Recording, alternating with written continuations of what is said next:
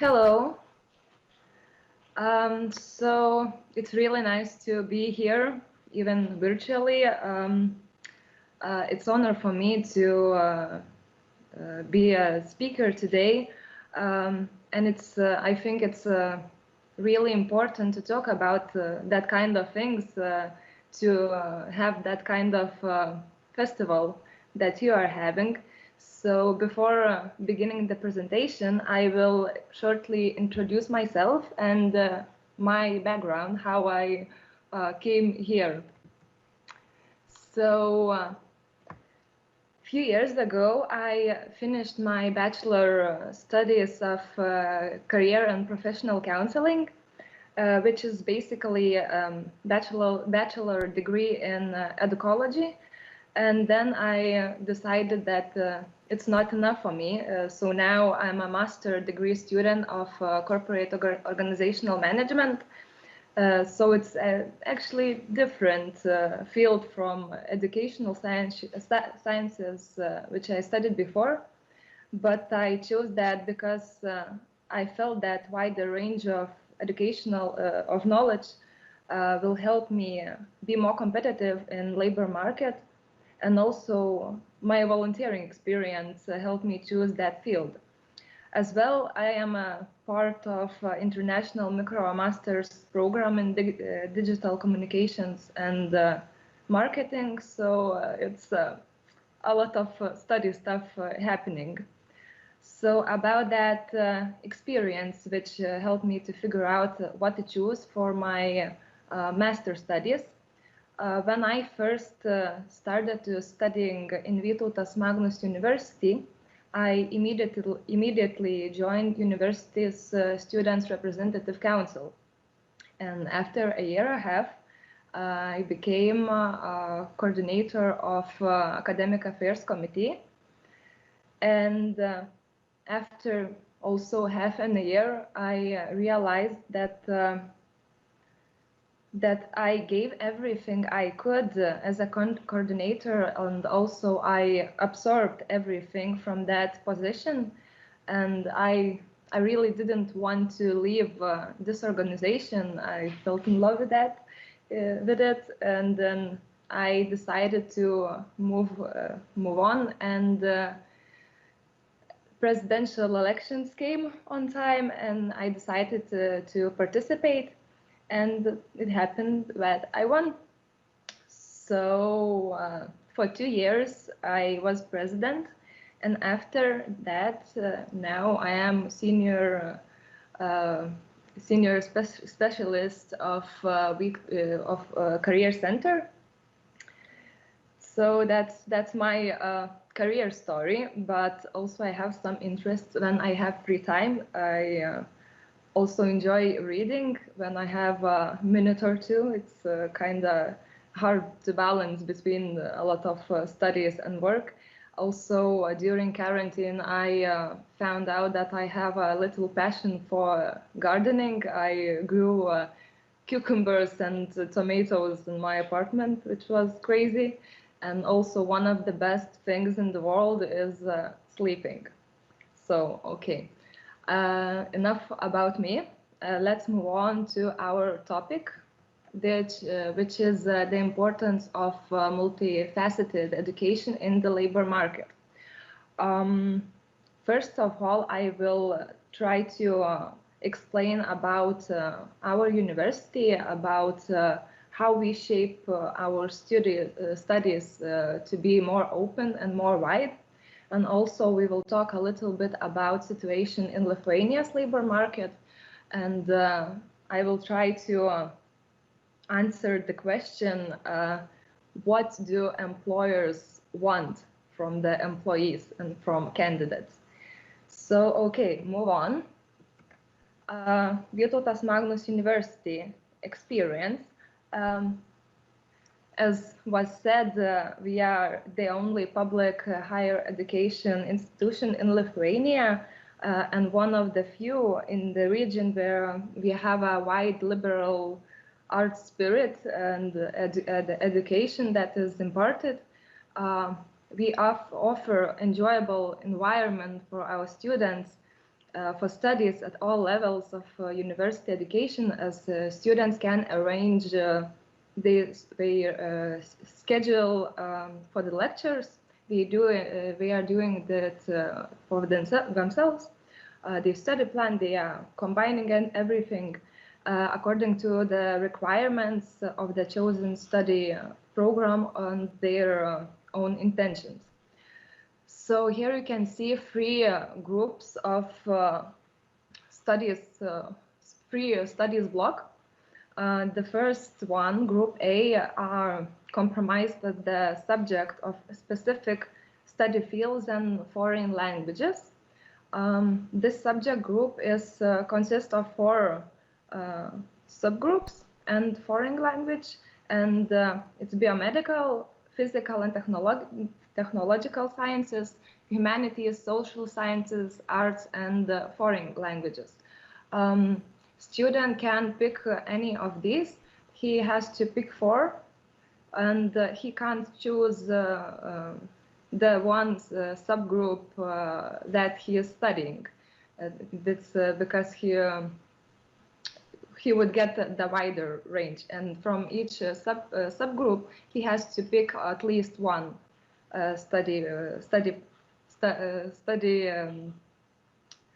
subject. So let's move on. Group B are alternative introductory subjects of study fields taught in study programs other than the student is studying. And last, Group C, it's subjects of the student's chosen study program, specialty, including coursework, practice, and final thesis. This is the biggest group, and it's decided when a student is entering the university. So our university is kind of a creative, and we have a creative and enthusiastic community. There are students and academics who feel free to communicate as equals. It's actually one of the main value to communicate and be equals. Also cooperate and share not only what they know, but to generate new knowledge. Now I will show you a short video about our university, and you will learn a little bit more about us. Vytautas Magnus University, established in 1922, is one of the most liberal and modern institutions of higher education in the country. The university provides study programs based on the Harvard University principle of artes liberales.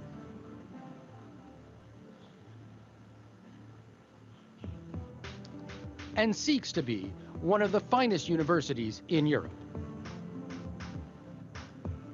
The university offers the widest range of programs in Lithuania and conducts research in the humanities, social, physical, biomedical, technological, and agricultural sciences and the arts.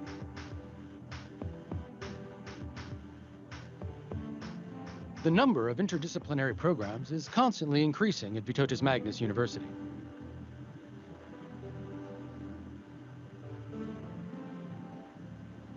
Studies are international as joint and double degree programs are established in cooperation with various prestigious universities of the world. Moreover, the number of foreign lecturers constitutes at least 15% of all university lecturers, and at least 20% of all students are from foreign countries. VMU Doctoral School is constantly developing.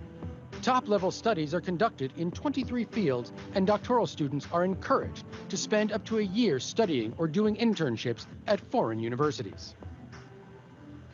One of the most important goals of VMU is to accumulate the scientific potential and significantly improve the quality of experimental activities. Cooperation between science and business is promoted through implementation of joint research projects, establishment of innovative companies, and commercialization of scientific studies. VMU Centers of Academic Excellence have one of the most modern research and study infrastructures in Lithuania.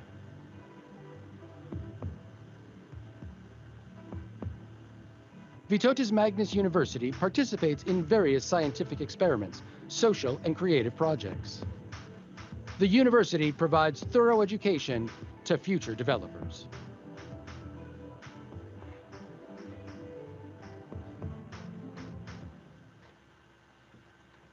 So this is us. As you can see, we are pretty wide, and I think the few study fields are not covered yet, but maybe the future will be. We will do this in the future. So okay, let's move on. So what do employers want? In 2019, Lithuania's Government Strategic Analysis Center published human resources status report, which included required skills in online job vacancies. So as you can see, higher education was indicated as a requirement or advantage in 26% of vacancies analyzed. Mostly higher education was indicated in the law, procurement, supply, export, accounting, finance, audit, and insurance categories. Also, work experience as a requirement or advantage was indicated in more than a half. That's a lot. Actually, 66% of vacancies. Also, most often was mentioned in the export, leadership, management, information technology, energy, electronics, and accountant, finance, and audit section. Features. The most common features that were required are responsibility, proactiveness, sociability, diligence, creativity, commitment to result, which was really important, independence, and of course, honesty. In more than a half, 17 out of 22 categories, responsibility as a requirement or advantage was indicated in more than a third of job vacancies. So responsibility is actually the most important for the employers. And the most common skills specified by the employers. The employers in the job vacancies were communication, teamwork, negotiation, and computer skills. Some vacancies also specified specific programs or preferred programming languages, but it's just narrow side because almost all of them was from IT sector or something.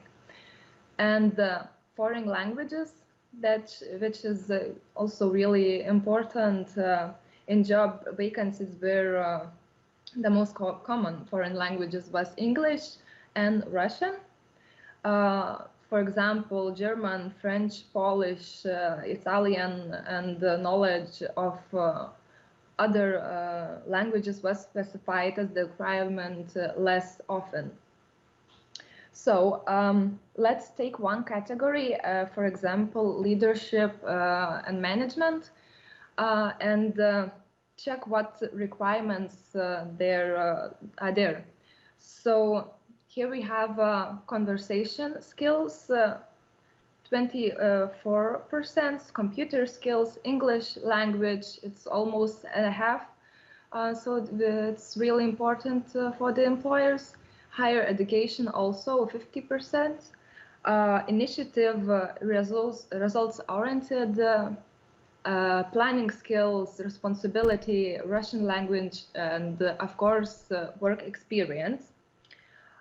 It's almost 90%, which means that it's really important for the employer, but actually it's normal, depending that it's a leading position, it's managing position, so you have to have some experience.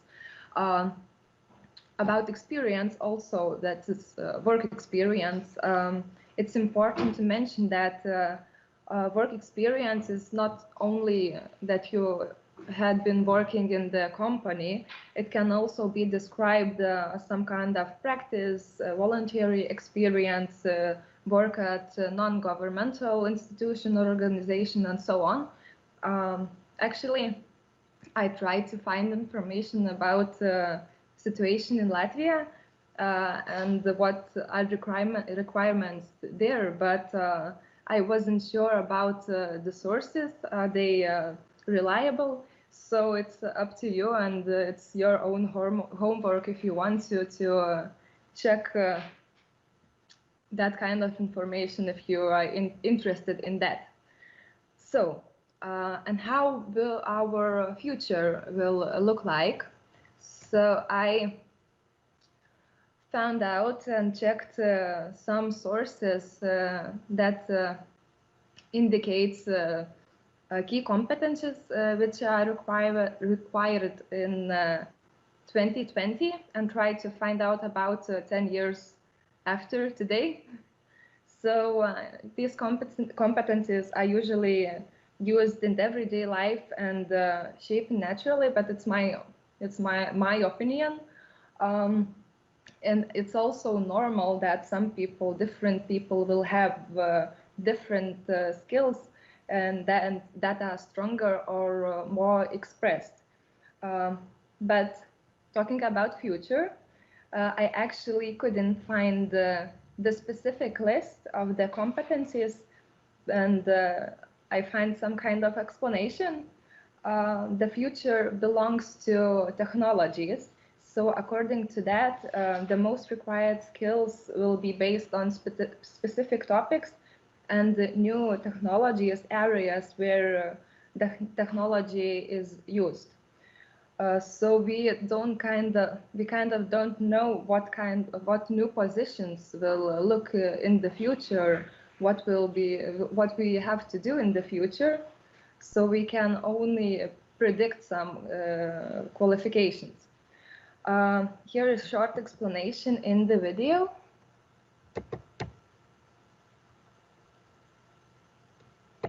Okay, that's a little bit longer.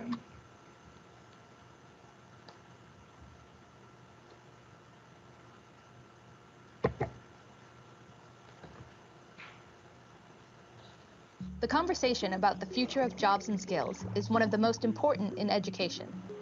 A student entering formal education today will be making decisions about their career by the year 2030. But wait, we already know about the future of jobs. The robots are taking them, right? Let's take a step back. Anxiety about workers being replaced is rampant, but fear of automation is nothing new. Fears of technologically driven unemployment have arisen throughout the centuries, usually provoked by a disruption, like the Industrial Revolution. But historically, technology creates more jobs than it destroys. Of course, we don't know if it will be different this time, but we do know that automation is only one part of the story. Equally important are other interacting trends, including changing demographics, urbanization, globalization, inequality, political uncertainty, and climate change. What do we mean by interacting? Consider for a moment the following. Urbanization and globalization are trends that are interacting with and component parts of climate change, all of which are driving the green sector. Currently, the green economy is creating new jobs faster than jobs are disappearing in the polluting sectors. But in the face of increasing inequality, the high consumer cost of green energy could slow demand and job growth. In addition, investments in green technologies are deeply intertwined with government policy, making prospects even more uncertain. Understanding how these trends interact is clearly complex. It is also critical to understanding the jobs and skills needed in the future. That's why Pearson teamed up with researchers from Nesta and the Oxford Martin School to move the conversation past automation. Our forward-looking research combines the best of human expertise with the power of machine learning to understand the trends and make more nuanced forecasts than previously possible. What did we find? The future of work is brighter than you might think. And what's the best way to prepare for the future? We invite you to explore the future of skills employment in 2030. So the future may be seen a little bit unclear, but what we can do, we can be a part of it. We can be a part of shaping that future that will waiting us. Because why it's important? Because we are going to live there. It's gonna be our future, so we have to be a part of it.